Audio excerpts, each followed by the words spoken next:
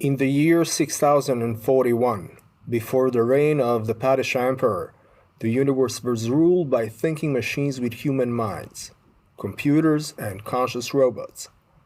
The people deteriorated into a state of apathy. Then they became victims and slaves of other men with machines. I couldn't resist it. Dune sequel is coming in 10 days. And yes, OpenAI is in possession of a powerful model code named Arrakis. Happy Tuesday, everyone. It's March 20th, and there is less than 40 days before the spring equinox, and I'm in a pretty good mood. If only I can forget how I'm struggling with my brand new audio software. Well, it's a learning curve, as they say, and the more you know, better for you. While working at a TV station in mid-90s, back to what I used to call home, I had an audio specialist on demand, but pretty quick I learned that the best reporters are those who also know how to edit, audio and video both. Well, look at me today. I'm slow as a stone snail while trying to figure out something totally user-friendly like Hindenburg. Maybe I should get an audio assistant, an AI audio assistant, right? So time is precious, and unlike an average tech-savvy teenager, I'm not a fastest learner anymore. Never mind freaking AI mixmaster. So let me paraphrase another famous Joe from Texas, and it's not Rogan, but Joe Scott from Answers with Joe podcast. And he said, the idea that this podcast will be timely is just laughable. And being on time today was especially demanding because if you go on the internet now and search what happened in between Valentine's Day, when I'm collecting and patchworking this material, and the 20th of February, which is today when I'm publishing it, there will be so much news on AI you most likely wouldn't have time to read even a small portion of it. Having said that, I hate the expression by the way, I gave up on having a full and complete material, so I'll simply go with the flow as they say. For instance, it was on the 17th of February I found out that Boston Dynamics has an AI division as well. I was like, what a fudge? I thought they were making robots. Sure, but if they have their own AI institute, I guess it's even better. Just like a reporter who also knows how to edit as well, right? Anyways, if I stay online for too long, I will never finish this. Never mind watching Dune sequel trailers, right? So, since GPT arised, and the same Messiah is here, but from what I know, it's not Paul Atreides, neither the machines that got exterminated during the Butlerian Jihad, one of the important fictional historical events of Frank Herbert's masterpiece, which results in the total destruction of virtually all form of computers, thinking machines, and conscious robots, which are, later on, also outlawed and made taboo. The precise details of the Butlerian Jihad are not extensively explored in Herbert's writings, but according to the Dune's universe lore, humanity had become overly dependent on machines. Herbert died in 1986, leaving his vision of the events of the Butlerian Jihad undeveloped and available for speculation. The rebellion was sparked by a movement against the dominance and control exercised by sentient machines over human affairs. Is this scenario possibly inevitable? Not so sure if we judge it by the grim storyline from the Terminator series.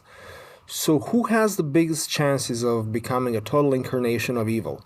Is it OpenAI, Google DeepMind, Watson, Perplexity maybe, Sora? Perhaps something else is about to pop up in the future. And how are they going to look? Like friendly, wobbly Honda robots? Charming Ameca? Or maybe perfectly robust Boston Dynamics Kerbers? Or if everything goes totally wrong, will we see Cyberdyne Systems or maybe even Weyland-Yutani's like Mother AI incarnation? But let's not get too fancy here and try to listen to people who actually know what they're talking about. Folks like Joshua Benjo, a Canadian computer scientist and a faculty member at Université de Montréal. He's also a specialist in artificial intelligence, deep and machine learning, and what he recently stated about it confirms what maybe, just maybe, we did not want to hear. He said, it's a computation, so consciousness is an illusion. Or, in Descartes' words, je pense donc je suis, is applicable to humans and future machines both. If we assume that consciousness is nothing but electricity firing through the complex neural network, biological or artificial both. So do you still think you are? Maybe it's time to reconstruct your neural connections, because doubting is kind of thinking, right? And reconstructing is a survival method, an evolutionary principle where you always reassessing the present, summarize the results, and then you act accordingly. Joshua also believes that AI is still far away from who we are, and that we should differentiate the two and try to mimic the same for the machines. Our knowledge is represented in a modular way. If you train the data in one way and you take the machine out of that context, that's where the thing starts to break down. Then there's another genius in the field, Yann LeCun, a professor of the Courant Institute at New York University and chief AI scientist at Meta, who believes that the observation is the key way for the machines to learn.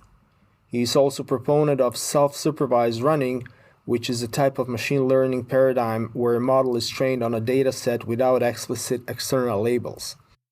Instead, the model generates its own labels or supervisory signals from the input data. This approach is particularly useful when labeled data is scarce or expensive to obtain. Michael Pound, a researcher at the University of Nottingham, is known for his work in the areas of bioimage analysis, computer vision, image recognition, and computer security. His vision is his passion, he said. I spend my entire life telling people to do the computer science, and AI is just one of the cool things you can do.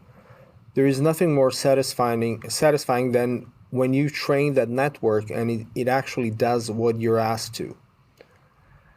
I won't go into philosophical discussions here. I find it completely worthless, something for people who keep their index finger and thumb below their chins with their pinky straight in the air, even when they have nothing to think about or lean on. Because what AI is, or what is becoming at the moment, is basically an emulation of us. The point is to get to that level where when we will have a fully functional AGI, or artificial general intelligence, a self-sufficient silicon soul. Ben Shapiro, a popular scientific YouTuber, predicted that the time for AGI will be September this year. Yes, this September.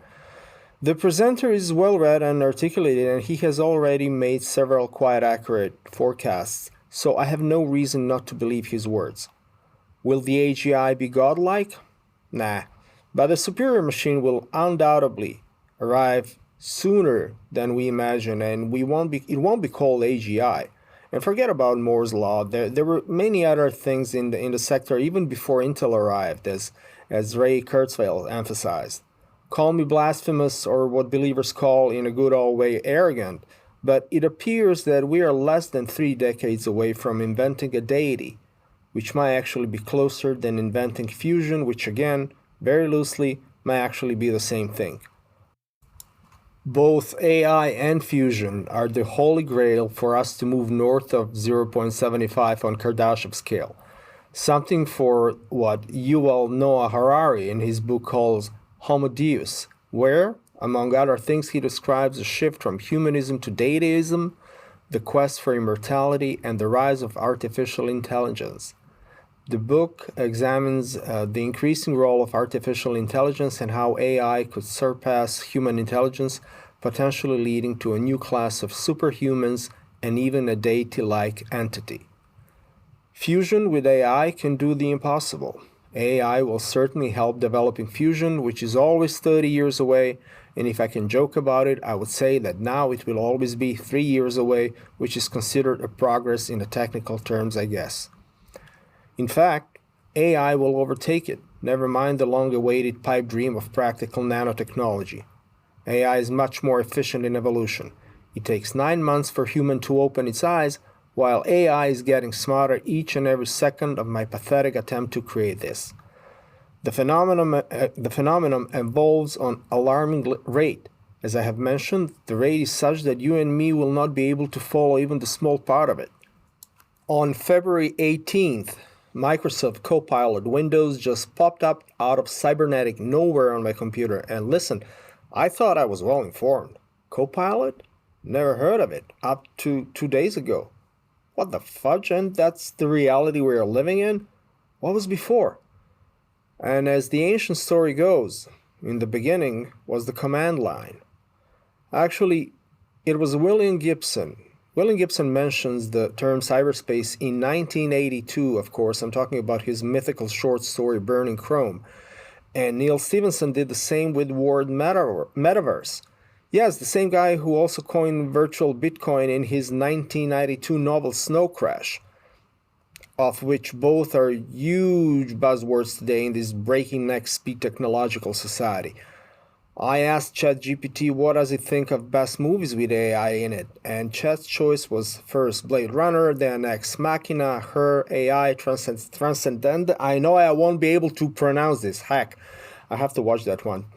The Eye the Robot, Ghost in the Shell, Chappie, and finally The Terminator. I can agree to a point. Still, without a doubt, I would rather go both with Space Odyssey and of course one of my favorite movies of all time, Dark Star. And let's not forget about Max Headroom, Lawnmower Man, and so on. Oh well, according to Michio Kaku, ChatGPT acts like a teenager who plagiarizes everything.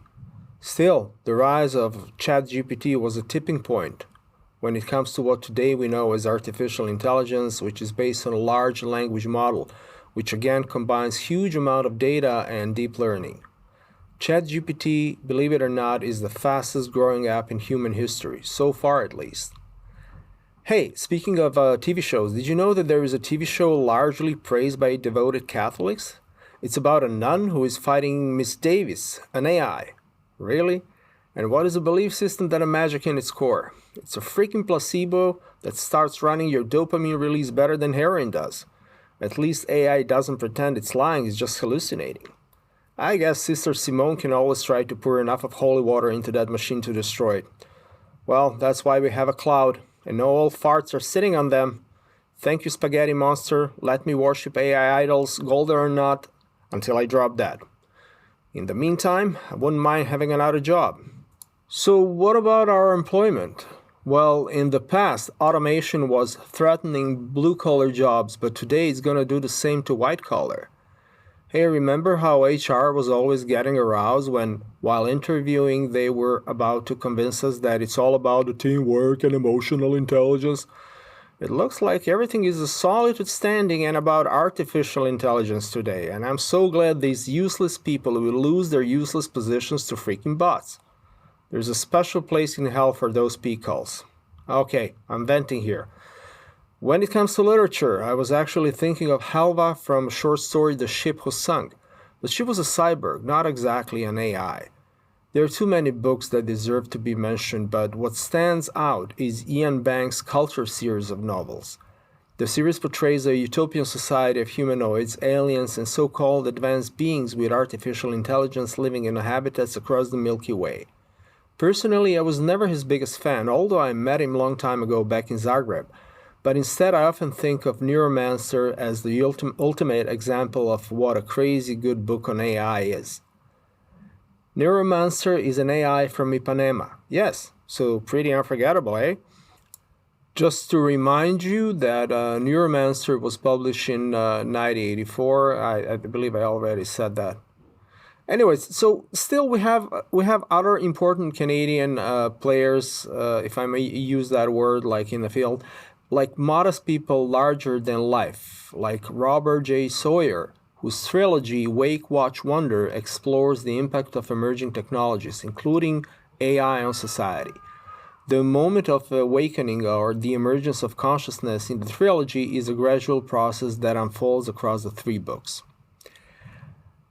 Present day, well, today AI is completely unregulated and it doesn't look good. Not that I'm saying it's gonna go rogue, but just like anything, it's a tool. It can go both ways. We might need a switch-off system.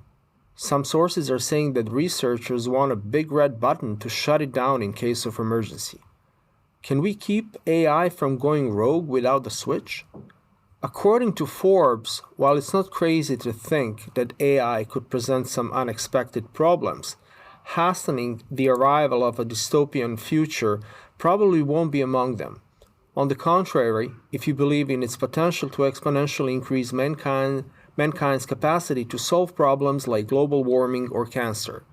AI might just be our salvation. Yeah, whatever. I would still feel safer if there is a big red button to tell big thinking brother to F off. Just like I was supposed to do the other day when Microsoft's Copilot AI popped up on my machine. But that's the thing, curiosity is a Homo sapiens damnation. So, despite everything, are we going to use the technology in a creative and constructive way, or will we just become more dependent on it? Eventually becoming Homo usus laticus? The big red button might be the answer because it's dangerous out there, and with the AI it's only getting worse. Not that I'm a doomed scenario proponent, but think about it. Most recent news are about Russian nation-state APT-28 or Fancy Bear hacking group with close ties to FSB who got caught using AI just to sniff around US satellites. And it's far from being over. Not only because of them, but the other not-so-much democratic countries are investing everything in the technology. China, Iran, North Korea, and others, all of them are experimenting with the large language models to achieve their nation-state goals, this way or another. And in a world of asymmetric warfare, AI is a perfect weapon, regardless of the fact if they're coordinating a swarm of drones over a battlefield in occupied Ukraine or just messing with the hardware in a high orbit. As G2, yes, G2, which already sounds like an AI subject, as G2 Patel from Cisco emphasized that war starts with cyber. The adversary has an advantage over the defender. They have to be right only once. And we have to be right every single time. Yeah, that kind of makes sense. However, he continues, the scales might tip in favor of the defender because they'll have a data advantage. We always have a lot of data, but now we'll be able to correlate data effectively. That's where AI helps. Assist, augment, and automate. But what is consciousness anyway? Electricity firing through synapses? Well, yeah.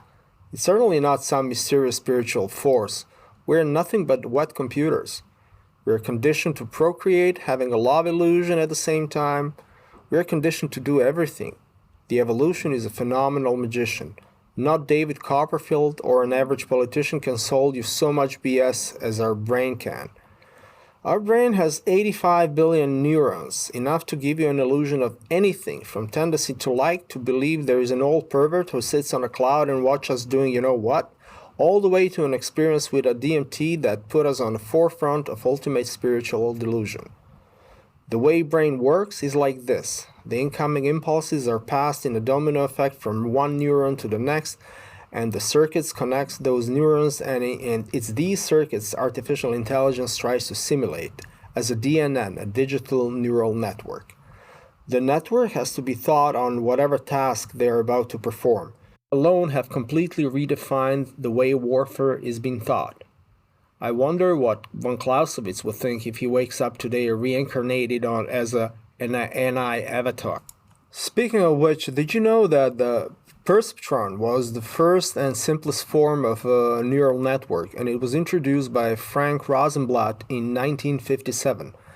The perceptron was meant to be a machine rather than a program, and while its first implementation was in software for the IBM 704, it was later realized in a custom-built hardware as the Mark I perceptron under the project name Project Para. With large language models and guessing, there comes an increasing margin of error, what we call hallucinating. A computer is developing its intelligence through machine learning, and it can learn to formulate responses with some human instructions while doing so, and pattern recognition is essential to what they do. According to now pretty well-known scientist Andrei Karpathy, who studied at the University of Toronto with a double major in computer science and physics, BC and Stanford PhD, things are not that simple. It was at U of T he first got into deep learning, attending Geoffrey Hinton's classes and reading groups. Andrei is an ex-Tesla and OpenAI expert. He said that AI computing is a mathematical abstraction which, with their nodes, loosely mimic neurons. Still, he was hesitant to compare a brain with a computer. So if we didn't lose our purpose knowing it, we certainly won't with AI. We might get lazy though. We might stop evolving. Wasn't that the ultimate goal? So what about biological us if we decline morphing with the machine? Maybe we should start playing with the DNA computing as well. That would make much more sense to me. Not that the machine will Borg us anytime soon. That's exactly why the big red button is essential. I don't believe we will lose the purpose, but we should invest some effort to understand the revolution that is happening and adapt to it. Desperation and complaining is not going to help. For the Xers like me, the retirement is not that far, although why would anyone, especially the creative kind, want to ever retire, unless he or she is not seriously ill? Somehow I do believe that AI will make us even more competitive by giving us way too much free time. The majority of people, of course, will just consume whatever they can with their savings and guaranteed basic income. That's what you want, right? Consuming more illusions in whatever form, and some will be learning forever. And for those people with insatiable curiosity, those people will be the rulers, philosopher kings of the Fourth Industrial Revolution. So where is the problem besides the terrorism and warfare in the near future? I guess it's the election system that is in danger. And according to Dan Hendricks, who is a researcher in the field of artificial intelligence and machine learning, and then what? Total transparency or digital/data dictatorship like in China, together with a social score rat race? Isn't good old Western trust system better than this total control? And is Google with Eye of T really becoming as arrogant as Stalin's regime with their desire to know what is the temperature in our homes and what do we watch on our smart screens? I would say it's nobody's business if I'm drinking almond or regular milk, and with the exception of my accountant, nobody should know where do I invest and so on. Still, AI doesn't really mind, it just collects. I wonder how low your credit goes down in China when they realize you're watching Japanese pop stars or Spaghetti Monster forbid, you prefer barely legal porn made in Korea. So, where do academics fit in here? Well, it was 4 years ago that Stanford University was at the forefront of the global AI research with the annual budget of $6.5 billion. However, best schools today are Chinese, those from Singapore as well as universities in Sydney and Adelaide, Australia. Canada is not too far away either. We should be happy not only to have Joshua Bengio, but also the godfather of AI and professor into computer science at the University of Toronto, Jeffrey Everest. He is a cognitive psychologist, most noted for his work on artificial neural networks. From 2013 to 2023, he divided his time working both for Google Brain and U of T. In 2017, he co-founded and became the chief scientific advisor of the Vector Institute in Toronto.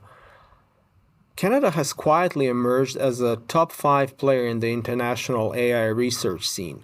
Between 2022 and 23, $2.57 billion was invested in AI research in the country, as total AI investment reached $8.64 billion.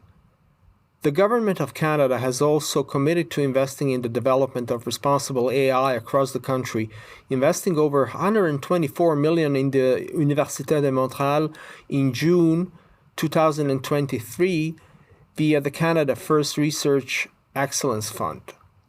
And some of the top AI companies active in the country include enterprise LLM provider Cohere, generative AI platform Scale AI, and AI search provider Coveo. I have a sneaky suspicion that the Silicon Soul is hiding from us already, at least on some levels, and we might never realize where until it's way too late. Whether the universal basic income is coming or not, we can still do something else in the meantime. Be creative in our own ways. Like lawyers who use AI will keep their jobs. Those old-school partner desk pen-on-a-paper types won't. Same with doctors, engineers, linguists. And the fact is, a lot of people, I would say the majority of us, we do the jobs that we hate. So it might be a good thing after all. Is there really a way of sharing ownership and decision-making? Just recently, I watched a video where Joe Rogan said we need AI unbiased government as well as the president. AI, as the host from Last Week Tonight, John Oliver, called it is a technology that can make you obsolete. And what is its purpose? To entertain us forever so we can become obsolete like characters in Nothing Forever? Believe it or not, but it was almost a year ago when 3/4 of resumes were read up by AI. I wonder what is the percentage today, probably close to 99%. Microsoft has invested $10 billion into AI. Sam Altman doubled down on the investment as well, in which he plans to invest $7 trillion. Yes, you heard me right, that's more than the entire US budget. He also invested in Rain AI, a startup that is developing AI chips, and OpenAI has committed to buying $51 million of AI chips from Rain AI. Altman has made more than 20 investments this year alone, and since 2010, he has personally invested in 125 companies, according to venture capital research firm PitchBook. And it's true, as it is for now, it might seem that the intelligence today is a sum of learned data, but aren't we exactly the same? And that is the sum of our fears. To figure how we are functioning, not through how we operate, but through the behavior of the machines.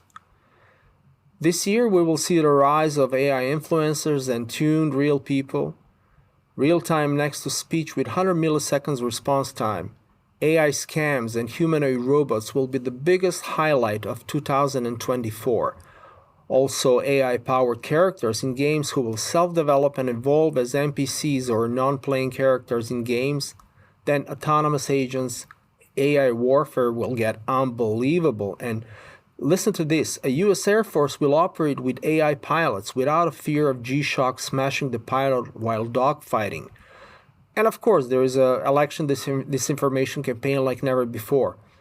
And by 2027, we will have AI assistants, fully automated self-driving vehicles, machine learning, IoT, advanced virtual reality, brain-computer interfaces, 6G edge computer, robotic process automation, nanochip integration, precision agriculture, and so on. And after that? Well, first, there is a rule-based AI, knowledge-based system based on input, like alarm clock, then context-based AI system like user behavior, Google Assistant, Alexa, Siri, or attention systems that recalls your behavior. Third, there's an arrow-based AI, often surpassing our capabilities in certain fields like IBM Watson and AlphaGo, after which comes stage 4 with reasoning AI that can analyze, detect anomalies, put pieces together, just like ChatGPT and also autonomous vehicles. But now it's getting interesting. The stage 5, which you haven't achieved yet, and we are super close to do so, we will witness AGI, a software that can perform any task human can, but can also learn 1,000 times faster.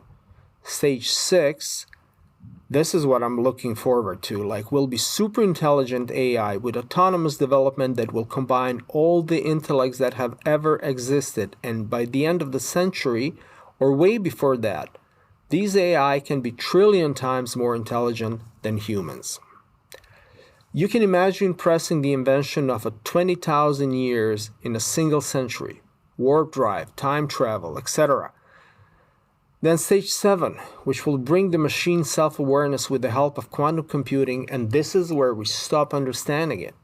Stage 8 is a transcendent, again I cannot pronounce it, back to school Slaven, AI that will be able to create new life forms on its own and distribute them throughout the galaxy.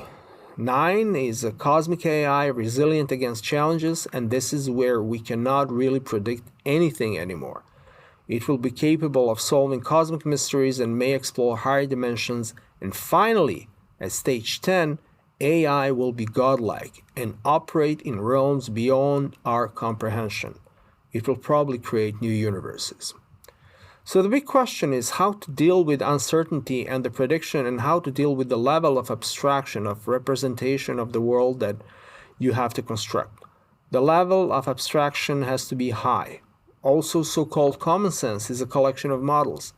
meta-observer that configures the rest of the brain for it to attend a particular task, and it configures our perception as well as the world model. And maybe that is what gives us illusion of consciousness, which doesn't mean that we are smart, but that our brain size is limited. In the future, we might not only need more data, but also AI moons to store it, just in case we got hit with something size of whatever hit the Yucatan Peninsula and removed dinosaurs from the evolutionary battle. Well, speaking of technological singularity, like long time ago, my former computer engineer and co-worker told me that their software for characters in games and robots are not that different. Kind of make a sense, but back then I was stunned. But will self-improving machines still choose to go with the anthropomorphic solution is something we cannot predict. Spiders? Octopus maybe? And when is that going to happen? And if it does, when is the anthropomorphic approach going to abandon us? 1,000? 10,000 years from now? The technological singularity refers to a hypothetical future point in time at which technological growth may result in unforeseeable consequences for all of us. According to the most popular version of the singularity hypothesis, an upgradable intelligent agent will eventually enter a runaway reaction of self-improvement cycles, each new and more intelligent generation appearing more and more rapidly, causing an explosion in intelligence and resulting in a powerful superintelligence that qualitatively far surpasses all. Stephen Hawking have expressed concern that artificial superintelligence, or ACI, could result in human extinction, and futurist Ray Kurzweil went so far as to set the date for 2045. However, the likelihood of machines matching their makers depends on a few key factors, and the technology needed to trigger the singularity would be available by 2030, and that's 6 years from now, according to American mathematician, computer scientist, and science fiction writer, legendary Vernor Vinge. I just realized how many familiar names are there. Anyways, this podcast is too short to mention everyone, but just one more vivid character before I say goodbye for now. It's Marvin Minsky, who was on the MIT faculty from 1958 to his death. He joined the staff at MIT Lincoln Laboratory in 1958, and a year later, together with John McCarthy, initiated what today is the MIT Computer and Science and AI Lab. His book, Perceptrons, written with Seymour Papert, attacked the work of Frank Rosenblatt and became the foundational work in the analysis of artificial neural networks, and which was in the center of controversy in the history of AI. While Kurzweil is more optimistic and considers longevity, escape velocity one of the key benefits of advanced AI.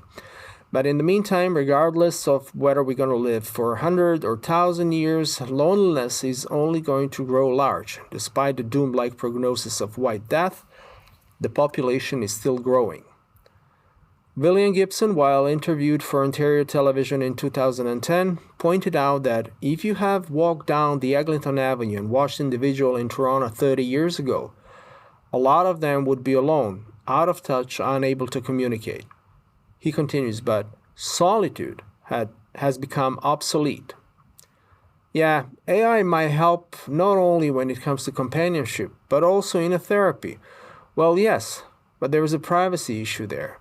But something's got to give, right? Or does it? Are we going to need a human intervention? Possibly, but let's end on a high note. When analyzing simple pictures, computers already surpass human accuracy, which finds its way into the practice by quickly analyzing X-rays in a medicine field, which is phenomenal. So you probably assumed blue collars would go first. According to the current trends, creative persons are more vulnerable of unemployment than white-collar jobs. I might lose my writing and everything else can be assigned to some Hull incarnation. That's all good. If you have asked me only a year ago, I would tell you that it's actually my forklift license I won't need anymore. Boy, was I wrong.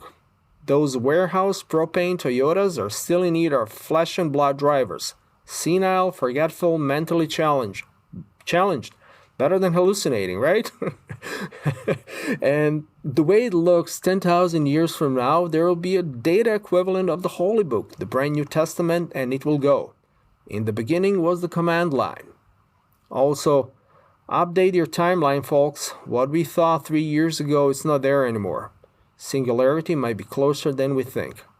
Thank you for listening to my podcast for the second time altogether, and have a great rest of the week. Dear crowd, stay selective. Over and out.